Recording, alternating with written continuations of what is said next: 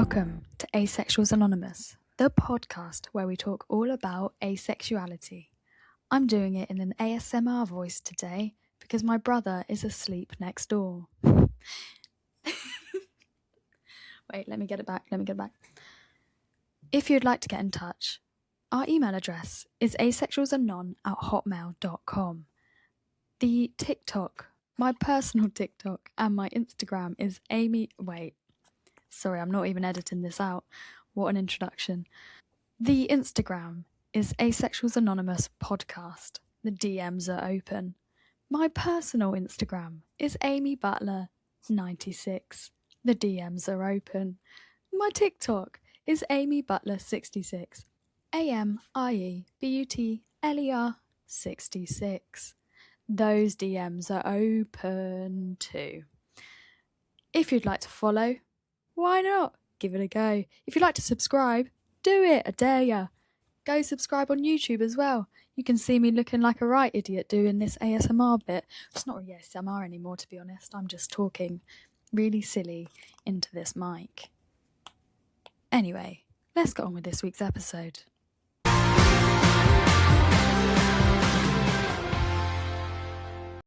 you going to hold it for the whole time? Because this is a long email. Is it? Yeah. I'm going to hold it for the introduction when we chat. Okay. Okay, are you ready? Whenever you're ready. Just talk in a normal voice, girl. Hello. Are you there? Are you there, God? It's me, Fiona. It's me, Fiona. And I know he'll appear. And don't know the rest. Hello, you there? Are you there? Are you there mentally? No. You're not all that in a bag of crackers right now. I'll tell you. I put my hair up, changed into a jumper, and I'm feeling wild. I can tell. I actually might have to edit that out. I don't know how that's going to sound on... It sounded great in my head. I don't know how good it sounded. Experience for everyone else involved. They'll be like, and that's why she's unemployed. You're not unemployed. I am for musical theatre. Okay, but maybe you're just overqualified. Maybe I'm just too good. God knows. That's what I would say. You're too good and they can't have everybody else looking bad. Exactly. It levels the playing field for everyone else. What, me not getting jobs? Yeah. I love that. Fair. I'm glad everyone else is having a good time. Well, you know. It is what it is. It is what it is. Are you all right since the last episode that we recorded 5 minutes ago? It literally was 5 minutes ago. Yeah, I'm pretty good. We've got about 20 minutes to get this done. Then I need to go to bed because I'm teaching tomorrow like an idiot. Same. Let's get on with this week's episode. Let's get on with this week's episode. What have you... I'm in the driving seat. You are. I've given you the password to the emails. Woohoo! Yeah, I mean, I haven't really had time to properly look through them, but this one that I clicked on, it is quite a long one, but I like it. Okay, well, do you know what? Let's just get on with it. I'm good, you're good. Not much to update on because we are literally recording this 5 minutes apart from last week's episode, which might also get deleted. We'll see. Yes, we shall. Right, are you ready? Are you ready to hear the email? In the style of Cheryl Cole on X Factor. Whenever you're ready. I'm ready. Okay. So this person hasn't actually said if they want to be anonymous or not, but they have signed the email as K. So I'm just going to stick with K.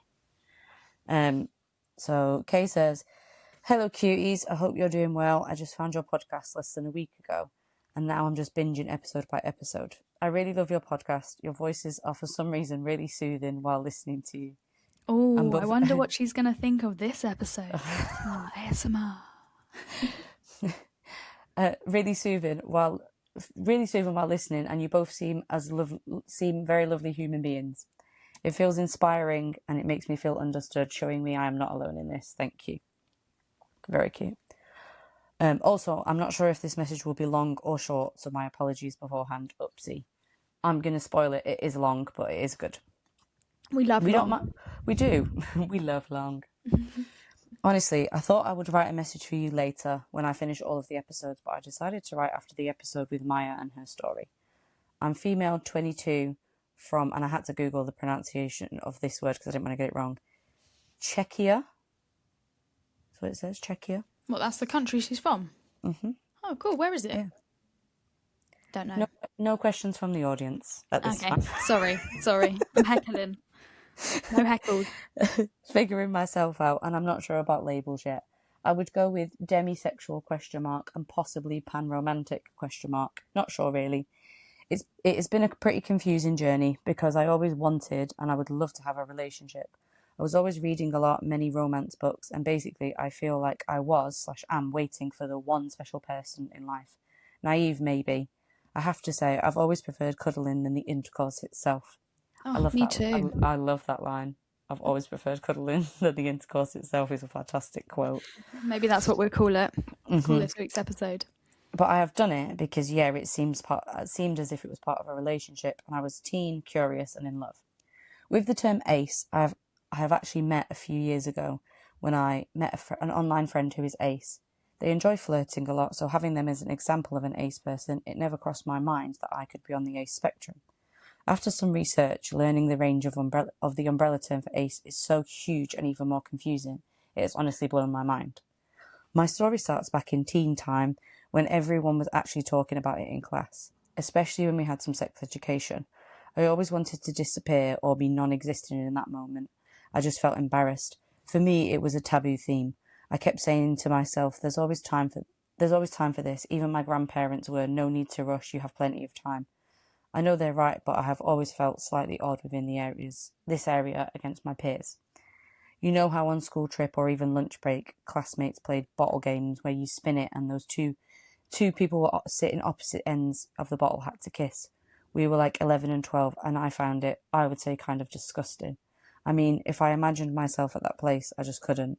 I couldn't figure out how the people are able to do it when they may not even like the other person. I felt like an outsider. Then me figuring out that I might be bi/pan was a part when I started a correspondence with one girl, but addressed them as he because they were considering themselves as a guy. We wrote daily about school and basic things. We had inside jokes and everything. We were from different parts of my country. We even exchanged Christmas gifts one winter, and then in spring I was able to go to their school for a trip, different schools. I was so happy actually meeting him in real life because he didn't want to call. We met on Wattpad. Ha ha ha. Yes, now I realise that it could be seriously someone else or be pretty much any older person, but I was like 13 back then and I was very trusting. However, it ended up well. It was great. I had a good time with him and really liked him, and seeing him in real life after the correspondence felt like the connection was stronger. But when we got back from the trip, our conversation started dying. I was worried about what was going on. I never got a response, just that some stuff at home had happened. And the less we wrote, I started realising that I probably liked this person more than a friend. I cried over them. When I got my confidence to try and label myself that I might be bi/pan, I still decided to share it with him. He responded to me, "Why do you think you are?" At that point, I felt so invalidated and wrong, so I never tried to question my sexuality since then ever again. Well, until now. Then it was my first time thinking I might not actually be straight. 14-year-old me was asked by my father and uncle, what about boys? And I said, I like none of them. So they asked me if I liked girls, and I said I don't know. Although even after I was told I had plenty of time, so maybe I was taking my time. Then I started dating before I turned 15. The cutest first and last short relationship. Some stuff happened and we had to cut off contact. I was taking it so badly and I knew I liked him a lot. I couldn't get over him. Sorry, I'm just going to interrupt my own email with my own thoughts. This to me is definitely screaming Demi, because all of the people that she's kind of had relationships and intimate experiences with have been built on connections. Very true. That's what I'm noticing. Sorry, I'm so used to like answering you with the emails, like my brain is just like whirling. I knew I liked him a lot and I couldn't get over him. I seriously wasn't even looking for anyone else. I was waiting for this person still. Am I being weird? and within 2 years I got asked to be friends with benefits with him. I knew what it was about, but I wanted to try an experiment, I suppose, so I said yes. I did still love him, so I didn't see any issue. If I still like him, then it's okay, and if he doesn't like me back the same, it was okay too. That's what I thought. During the past years, we have never gotten back to girlfriend and boyfriend status, and the uncertainty was killing me. I guess I needed the labels of girlfriend and boyfriend, I suppose. Although they're kind of meaningless since you love the person, no. But sometimes I'm like, I need the label, so I know how it actually is. Anyway, we did long distance because we both studied in different countries. We visited each other. Moreover, the COVID era started. We've always planned something when we were seeing each other. Throughout the years, we created a bond that's stronger than friendship, but less than labelled girlfriend and boyfriend relationship status. So I'm still thankful for him and the bond that we have. What I'm saying for this part of the story is that I was thinking that I might not be enjoying sex as much as I should. I feel I did it because I was a teen, I loved him, and I was curious about it. I trusted him, you know what I mean? I can't imagine myself kissing or hooking up with a random person. It just disgusts me and makes me feel filthy. It's hard to explain. I remember when my classmate told me, why don't you just forget about this friends with benefits, go to a bar and find someone else? Why don't I just hook up to forget? Just hearing it made me uncomfortable. Well, in the last year and a half, yeah, something like that, I started thinking that maybe something was wrong with me, because I'm in my early 20s and I should be enjoying myself now. Because look, I know I love cuddling, kisses, hugs, but I don't crave the tendency to have the intercourse with that person. I did it because I knew it was going to make him happy, and I actually didn't mind it because I knew him for so long and trust him. This is why I'm thinking about the demisexual label. I was never initiating intercourse. I was told I'm confusing and I give mixed signals. I mean, yeah, possibly. As I said, I'm a very touchy person. I love hugs and cuddling, but it can be done in a non-sexual way. It doesn't need to lead to intercourse. I just feel allosexuals can mistake that closeness and cuddling for foreplay before the intercourse. I don't know. Also, I found it weird when I got complimented on my body. I understand he was trying to boost my confidence, but at that point my mind went to, why does it matter? I like you for who you are, personality, voice. I enjoy your presence and being close to me. I'm so bad at giving compliments and flirting, and I always have been. Also a reason why I thought that there was no possibility of me being ace. Oh, also a reason why I thought that there was no possibility of being ace. Even when I've tried, I felt a bit off. Although I'm saying it, it was still hard to say it out loud and it felt strange to me. So yeah, at this point I was, well, something is ongoing. I was hoping that it was going to change or get better, but it didn't. However, this autumn, me and my friends with benefits spoke about all of the things. Knowing him for 8 years, dating for 3 months as teens, and we were friends with benefits for 5 years long distance, but we were seeing each other.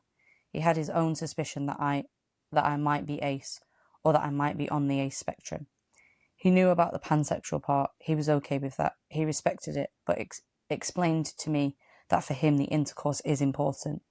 I'm in a position that I'm trying to understand it and respect his boundaries. Honestly, he's an amazing person, friend, my chosen family, and I love him deeply still. And I feel like I'm still grieving what could have been, maybe once. Still haven't completely accepted it, but I'm working on it. I'm still confused, grieving, but slowly putting myself back together. I'm not an outgoing person, and dating apps are really not interesting to me at all. But since I do play games online, you can meet people online, so I guess that could be taken as a substitute. I don't know. Could you just read their voice and vibe? So I feel like it's going to be some self-discovery time, I assume.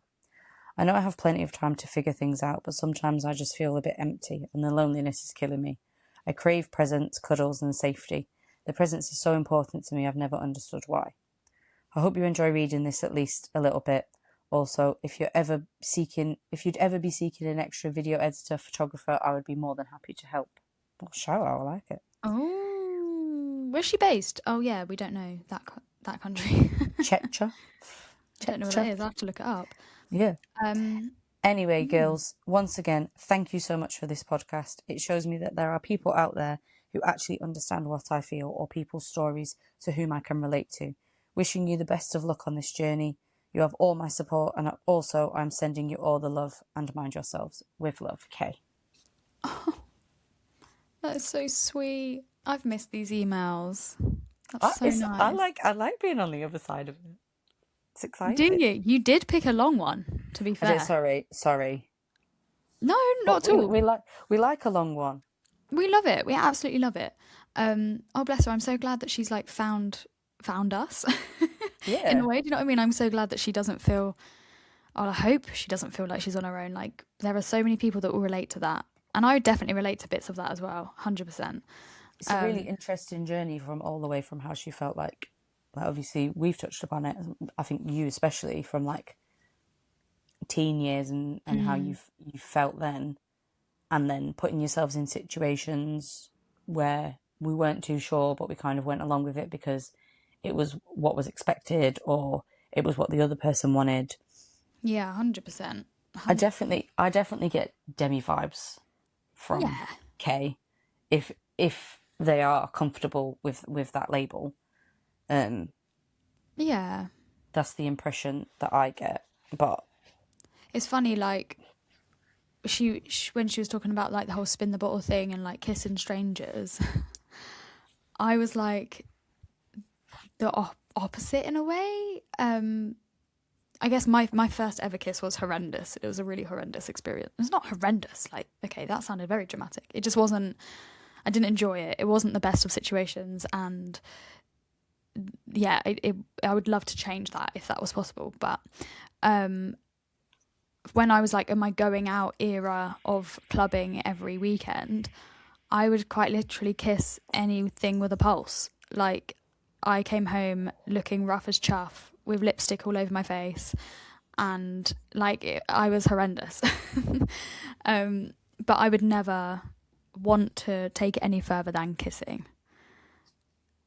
And it's kind of yeah, like it wasn't. I didn't really think about it other than like they're just not right for me, or I don't know. It just never really crossed my mind that I don't actually want to sleep with them. I yeah, just want to kiss them. Like that just it didn't really pop any questions in my head until a lot later on. And then I look back on experiences like that and I'm like, oh, I just wanted to kiss. I didn't want to do anything else. But it's interesting that she even felt like kissing was grim. yeah. Until that connection was built, Yeah. Yeah. I do think the connection with the like friends with benefits situation is hard because if you are not compatible in that one person needs sex or a certain aspect of a relationship and that's not something that you're Well, the necessarily whole like comfortable with. yeah. Like It, friends with benefits will never work for an asexual person, surely, because they're not well, in it for the sex. Do you know yeah, what I and mean? where's the Or like, benefit to that person? The benefit to that yeah. person is you have a person who you're like she said like close and you have the intimacy of like cuddling and things like that. Yeah. So it's hard. It's almost like a Yeah. it's almost like a situationship, which is Yeah. like it has all the hallmarks of a relationship, but it's not. So Which they're is hard probably as well. Like if you're yeah. someone who struggles to get into any sort of relationship, a situationship or like friends with benefits must be really difficult to like work through. It's a risky game, that one. Speaking from personal Yeah. experience. And I Yeah. think always in those situations, one person has stronger feelings than the other person, and one person comes out getting more hurt. Yeah. And I think at the end of the day, if you're coming to the realize like they're only 22. What I'm now? yeah, that's what Kay said. I mean, I'm up here crusty dusty. I'm going to be 33, and I'm still figuring stuff out. And it's you have. I know she's. I'm saying she. I'm hoping that I am not misgendering, but you have time. Yeah. That you have so much time, Do you know and what it's makes me always feel better is that one of my first, because I don't know if I've said on here actually, but I teach couples their first dance and I have a whole first dance business. So if anyone's getting married in the UK and they need a dance teacher, let me know because that's my business. A to B wedding choreography. Um, what was I saying? Oh yeah, so one of my first ever couples was two women in their 40s, and I'm gonna say late 40s as well. That That's could good. be, I don't know. I'm not very good at ages. Maybe we'll go mid 40s. Yeah. Anyway, they had both been in marriages before with men, and then obviously broken up with them. And I don't know like exactly how it happened, whether they realized they were gay and then broke up with them, or just broke up with them slash divorced, and then found each other and then realized they're gay. I don't know the story, but the fact that they have like dropped their lives as they knew it, and then they've gone off on this complete U-turn, or like a completely new track, and gone for women loves women vibes, like at that age as well, like completely changing their lives around, turning it upside down, because that's what they want to do, that's how they feel, and it's for the best, etc., etc. Like, I just find their story really inspiring. So like Yeah. your life can change if you want it to at any point, and like you're always learning about yourself forever. So Yeah. you're never sort of too late, really.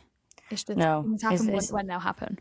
no, and I think getting an understanding of, like you literally we said about your situation in the episode before, getting an understanding of who you are and what you want and what you don't want is how you figure it out. And I think from the situations that they've been in is probably good to just use it as like to learn from, and nothing that they're doing is wrong or right or how they discover it. Like, everything is absolutely fine, and nobody's alone in this, like, you know. Yeah, unfortunately, as much as you think you're the only person or you're having a unique experience with anything, you never are. And you No. want to be like, oh, I'm the first person to experience this, or I don't know. Someone explained it to me once as if like it was an achievement for me, and I want to feel like special. You're not special. Loads of other people have felt it before. Not everyone. You're definitely not the first person to feel any, like, no feeling is unique anymore. The world has been around for more than 2026 years, and unfortunately no feeling is unique, and everything has been felt before, most probably, which I think should be a comforting feeling. Well, yeah, and that's what it says in the email. It says it feels inspiring and it makes me feel understood and shows me that I'm not alone in Yeah. this situation. And you're not, and you just have to try and, I think, move away from situations where you don't feel validated and you're giving more than you're getting. Figure out what you want, what you don't want, and just going from there. And, you know, if you don't like dating apps, don't go on dating apps. And Don't then go on them, girl. when you feel ready to do these things, you'll just know. You'll just do it, yeah. I fully trust like my feeling these days. I might have said the story on here before, but when I was at college, and this is like a life lesson. This isn't like an acting lesson or like a performer's thing. Like I think it's a literal life lesson. So there was this one lesson which was acting, and I used to have so much anxiety around acting at college that I had to put our hands up to go in the middle or whatever and do our piece. And I remember sitting there being like, I really want to do it, I really want to do it, but I just couldn't put my hand up and do it and say yes and like get that bravery and confidence to do it. And then I remember the teacher was like, right, last chance, don't want anyone going out and regretting they've not got up, blah blah blah. Anyway, I couldn't put my hand up. Anyway, after the lesson, a friend, or not even a friend, like she's just someone from my year that saw me, and I just must have looked really shit, and she was just like, you okay? And I was like, not really, I feel really crap. And she was like, why? And I was like, well, I feel like I should have put my hand up and done it, and I feel really rubbish now that I didn't, and I've let myself down and things like that. And she was like, if you wanted to do it, you would have done it. Your body just would have done it. Your brain would have done it. You will always do something that you want to do, that you're meant to do. And if you don't want to do it, you just didn't want to do it enough. and that is absolutely okay. And maybe if you had have really, really pushed yourself to have put your hand up and done it, it probably would have, or I mean, it might have gone really well, and it might have really served you. But also, there's that chance that it would have made you feel, your anxiety could have gone off the chart, could have ended in an anxiety attack. It could have made you feel really crap. You might have done a really shit job, and then it might have actually knocked your confidence even more. So you kind of got to trust your gut and trust your body and brain that it will do what is right for you in that moment. And since then, that just changed my brain chemistry to be like, I don't even like now. I'm meant to be doing acting reels to send off to agents because I need to sort my agent situation out. But I've just not had the motivation or like the drive to do it. And I'm like, do you know what? I don't want it enough. And that is okay. One day I will want it, and one day I will get my ass into gear, and I will do this and send it off, and it will be at the right time that is for me. So I just got to trust. If you think about the conversation, I remember a conversation that me and you had after you had auditioned for the show that's coming out this year, and we were walking down the mall. I remember this. We were walking down the mall. We were walking to Must have been Pride. The Pride event, and you the way that you were talking about it, you were just like, I want this so much. I really want it. I think I'm the right fit. Like, I've tried really hard. I really hope I get it. And I knew from that moment that you were going to get it. And I don't even, I'm hoping that I said something positive to you. Probably. But I knew that you were going to get that because it was clear in the way that you'd built your brain up that you were ready for that, and like almost like ready to receive that. Yeah. And I think that can be applied in this situation. Whatever, like you said, whatever you want, you're ready for. In my previous dating situation, I wasn't looking for anything. And then the situation came to me and essentially flipped my world upside down. For a while in positive ways, and then you know how it went, absolutely massively in negative ways. But I wasn't looking for it. Although when it came up, I knew that I was ready to be open to that situation. So sometimes you just have to take a step back, focus on you, do what you've got to do, learn about yourself, and then these situations will appear as and when you are ready to accept them. Anything else you don't need. Yeah, and I think even before the job, I even was like, I'm ready to meet someone in whatever way that is. Like, in whatever way that shows up, I just want to experience something. And I did, and I think that's because I was open to it and I was ready. So I completely think when you're ready, you'll want it, and when you want it, you're ready. Yeah. There we go. Do you know what? I'm going to wrap it up there because I really want to go to bed. But also, I think we've had a really good conversation there. I'm very... That was a nice email. It was nice to hear someone else's story and also find so many similarities in it to what you've said, to what I've said. But also like the differences as well. Yeah. I love it. I love it when an email prompts really good conversation. Which every email does, to be fair. Yeah. We got good peoples. We got good peoples listening. We do. Keep sending them in. Send them in. We do have a few to get through because we took a massive break, and we did have some before Christmas that we didn't get to, and also some people have been sending them in. So yeah, just get sending them in. Get subscribing. Get liking, rating, sharing, following, messaging. Whatever you need to do. We love it. Thank you so much. Have you got anything else to add? Nope. Fantastic. We'll be coming in your ears next week. Goodbye.